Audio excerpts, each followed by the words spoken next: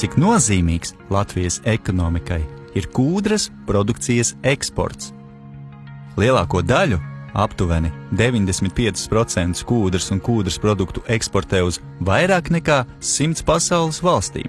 Kūdras un kūdras produktu eksports naudas izteiksmē 2021. gadā sastādīja 239 miljonus eiro. Kūdras nozares īpatsvars Latvijas ekonomikā ir 0,4% no kopējās pievienotās vērtības.